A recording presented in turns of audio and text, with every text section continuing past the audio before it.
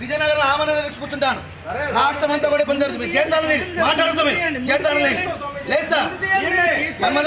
మన్మధరావు గారు మీరు గౌరవం మీరంటే మీరు గేట్ తాగదు ఇంటి ముందు మాకు ఆశ్రయించడానికి ఇబ్బంది జరుగుతాం. మేము దర్శనానికి వచ్చాం.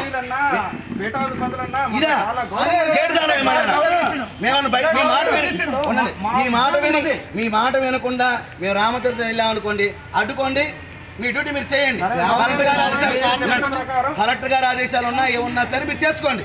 మేము దేవాలయానికి వచ్చి కూర్చున్నాం. గేట్ తాళం ఎలా వేస్తారు మీరు? పీఠాపతి లోపలే తాళం వేస్తారా? మరేంటిది?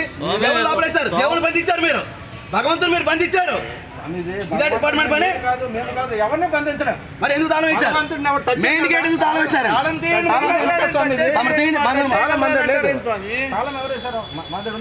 తాళం తీసుకెళ్ళిపోయారు. తాళాలు తీసుకెళ్ళిపోయారు. తాళం వేశారు.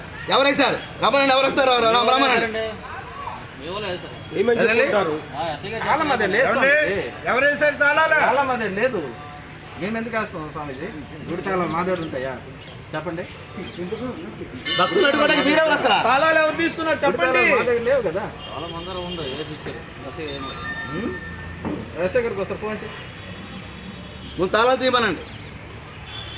గౌరవంగా ఉంటుందండి స్వామీజీ. ఇప్పుడు ఎంతవరకు తీసుకెళ్ళి తీసుకెళ్తాం సార్. తమాషా కాదు, వచ్చిన తమాషా కాదు స్వామీజీ. మీరు ప్రభుత్వం యొక్క సొమ్ముతో ప్రజల యొక్క కట్టిన సొమ్ముతో మీరు డబ్బులు తీసుకుని బతుకుతున్నారు.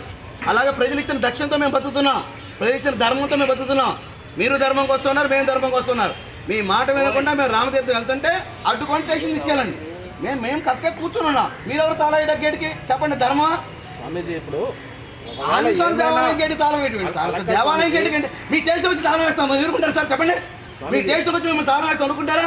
చట్ట వ్యతిరేకం అంటారు. ఈ చట్ట వ్యతిరేక పని మీరు చేసింది చట్ట వ్యతిరేక ల్యాండ్ ఆర్డర్ సంబంధించిన పని కాదు. రోడ్డు మీదకి వచ్చి మేము తప్పు చేస్తే ల్యాండ్ ఆర్డర్ అక్కడ గేట్ అవతలే, గేట్ లోపల మీకు అక్కలేదు. స్వామీజీ మీకు తాళాలు కదా ఓపెన్ చేయాలి. అవునండి, ఓపెన్ చేస్తానండి. కూర్చోండి మీరు ప్రశాంతంగా.